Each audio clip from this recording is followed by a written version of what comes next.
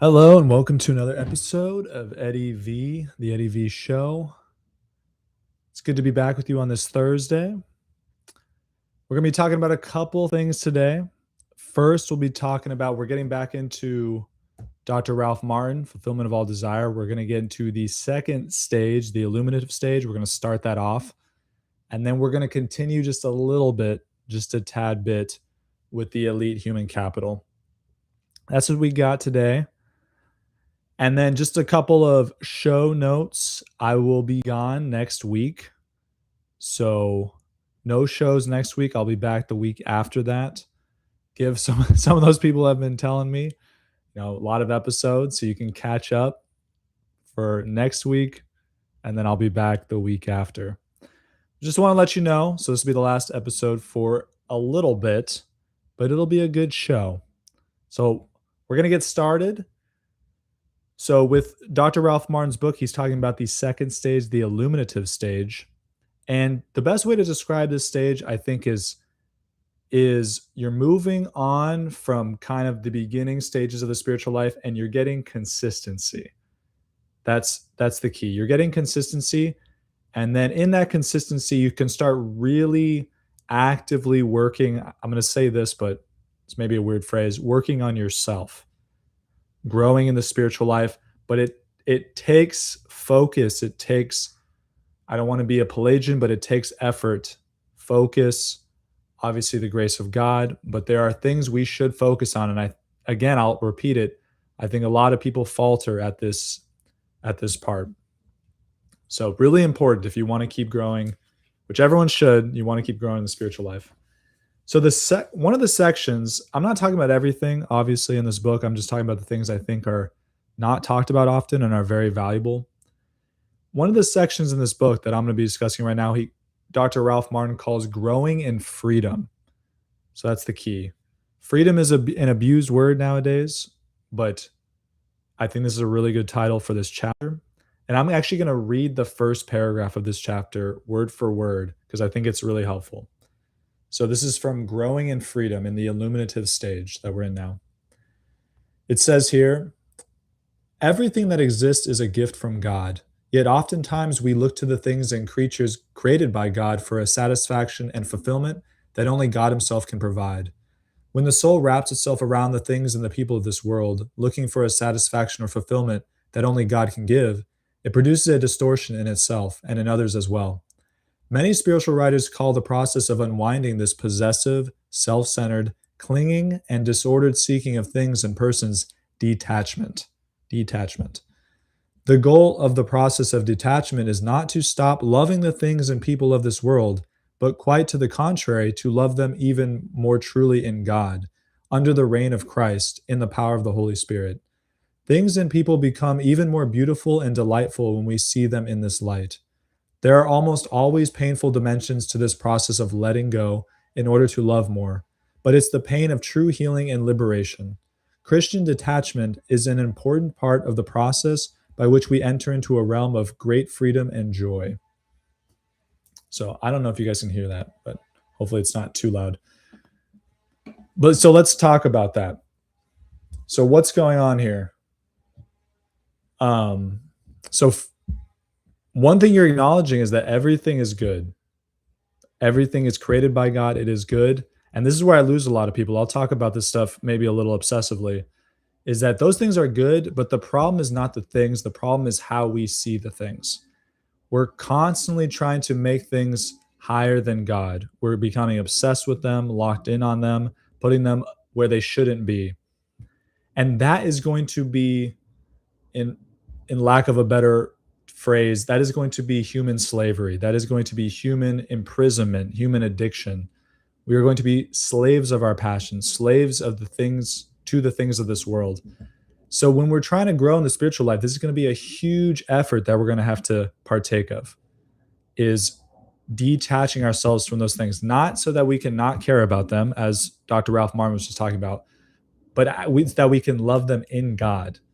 And this is the key. This is what I try to tell people, especially the people that aren't Christian, because I think maybe they can recognize this more than if you've always been Christian, is that when you're not Christian or you're not in God, you don't have peace. So it's hard to enjoy the things of the world anyway, even if you have money and power and stuff.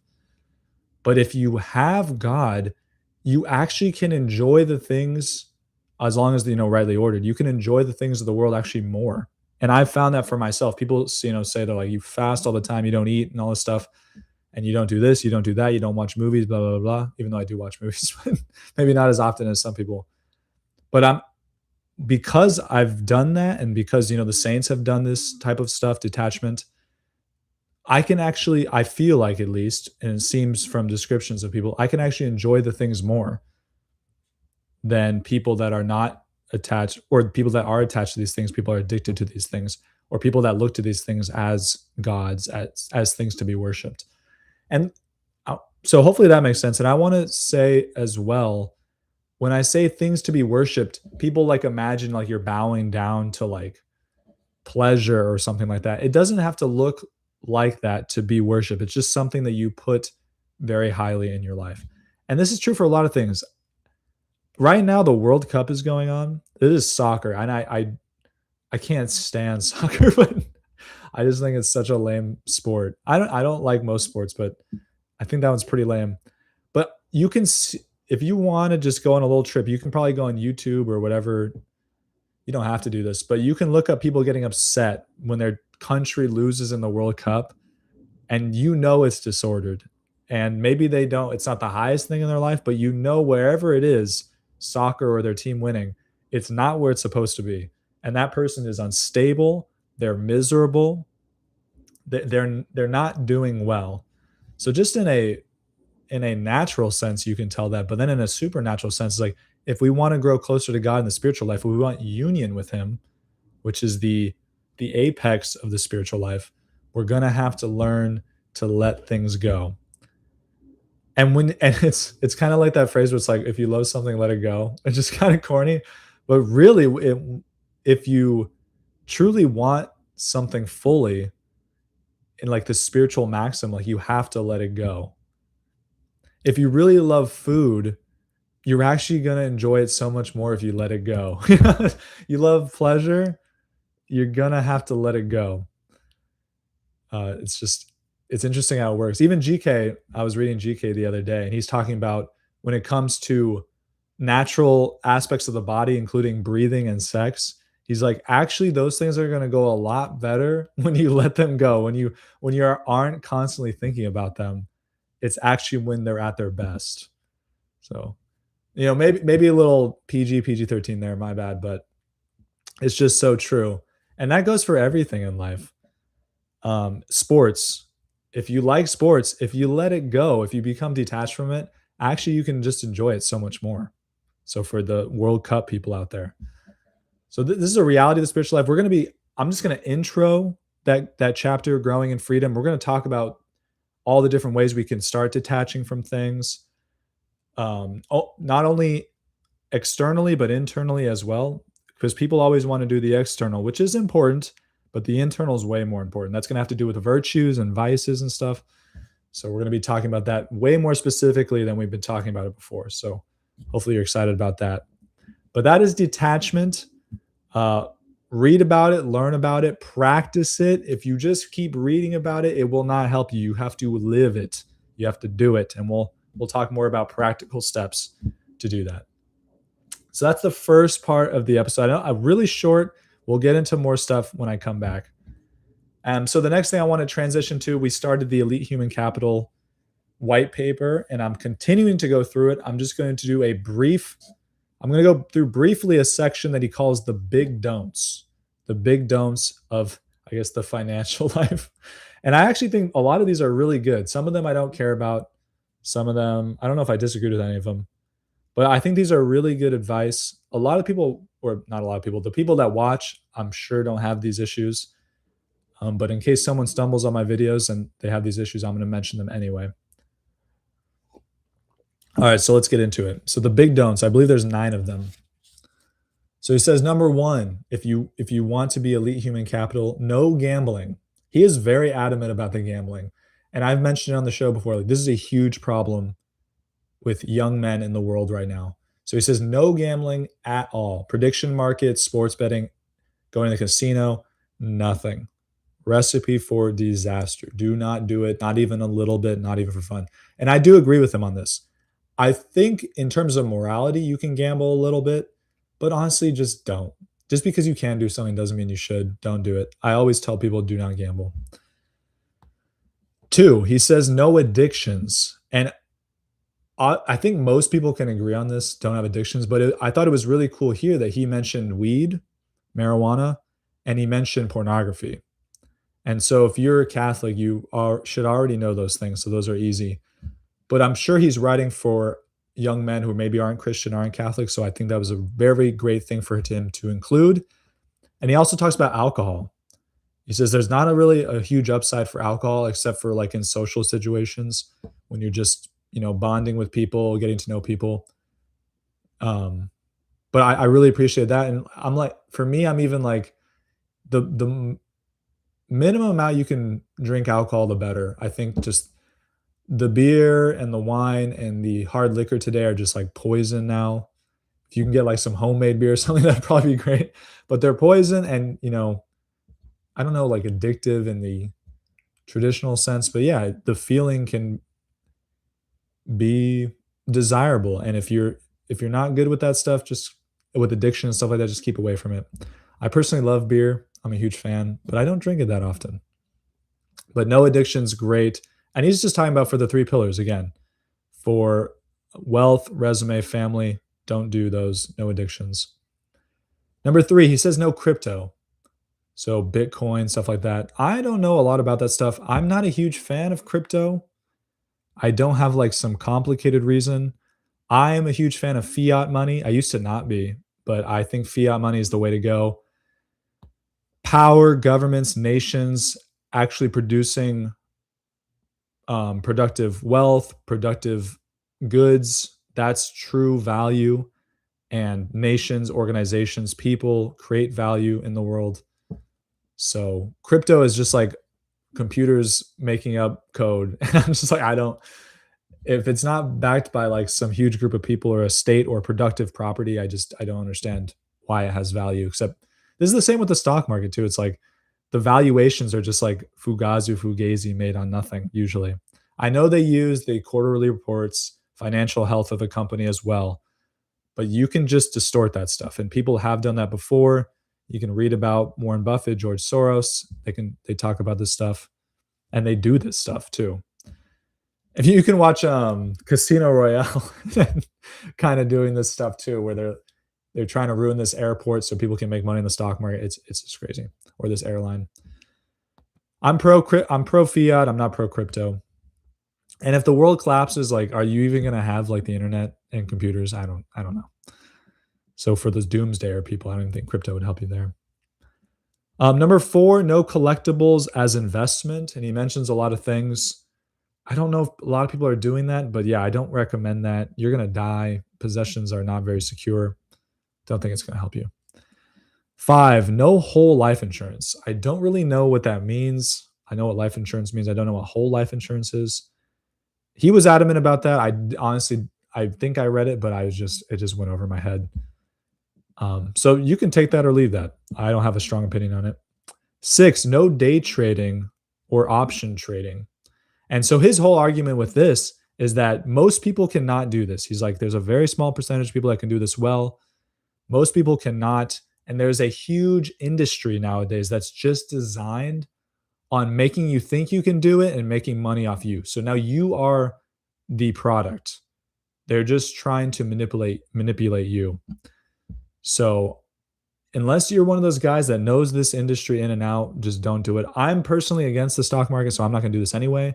But this guy's arguing like you got to really know what you're doing to make money off this. You're probably just going to lose money. So, and he knows more about it than I do, but I do agree with him from what I've seen.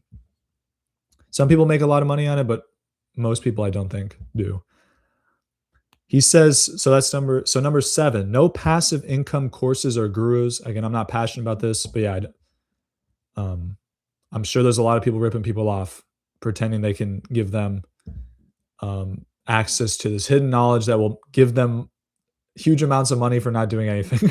I think that's a perennial thing. I've fallen for this like a little bit when I was in my early 20s. I remember there was a guy, I think his name was Tim Ferriss, and he talked about this stuff like the 4-day work week or something like that. So I'm not going to be all high and mighty. I've fallen for this too, but yeah, I just someone's got to do work, and if you're not doing work to get money, that's a little sketch. It's like, what are you doing, right? Number 8, no new expensive cars.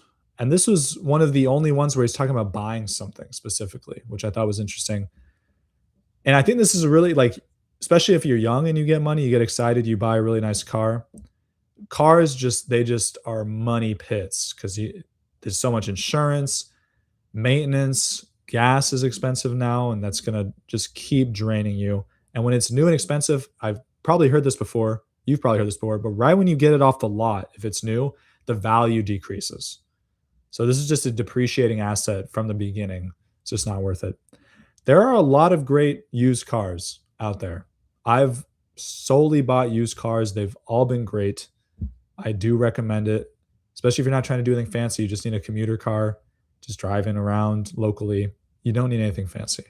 I can't, and I'll say this, I cannot stand so many people own these big, massive trucks. Big, massive trucks are for like people that need it for like their work or their life, whatever they're doing in their life, lifestyle or something. But most people, I think, just drive trucks around because they like being high up and they like being like the macho man with the big truck. I think that's crazy, but you got to make your own decisions. And the ninth and the last one, this is the hardest one, but the most practical one, I believe. He says no credit card balance at the end of the month. And I know that's going to be impossible for people. It's not impossible, but you can do it. But this is like the nitty gritty. You need to do this. If you have a credit card, which most people have to nowadays, it seems, pay it off at the end of the month every single time. Do not pay the minimum. Don't do that. Pay off the balance. They don't teach you this in school. They don't teach you this in high school, in college, but it is. I've met people that are just buried in credit card debt. It is it is destructive to your life. It is really hard to get past. The interest rates on that are crazy. So, if you don't remember any of those, remember that one. Do not buy on a credit card which you cannot pay for at the end of the month. Do not do it. Credit cards are convenient. I'll give you that. But if you start falling behind in this, you are going to be in a rough spot. So do not do it. Those are the 9. I think those are really helpful. I think if you can, and they shouldn't be that hard, honestly. If you can follow all 9 of those, I think you can, if you're either starting your life off as a young guy or you're in the middle of your life, you can make a huge difference in your life financially and in those 3 pillars this guy's talking about. I agree with him on a lot of those things. It's like those will help you a ton. And I think the reason people get into some of those things is because they're being sold, they're being advertised on social media, different spheres, and we don't have mentors to help us kind of navigate these things. So really recommend. Great stuff. That's all I have today. A little bit shorter episode. I'm trying to get shorter. Maybe I don't know. I like doing the longer episodes too, but a little shorter today. I will be gone next week, but I'll be back the week after. But that's all I got for you today. So have a great week and weekend. Like, subscribe, comment, share it. Let me know what you think about the show. God bless you. God be with you. And I will see you next time. Goodbye.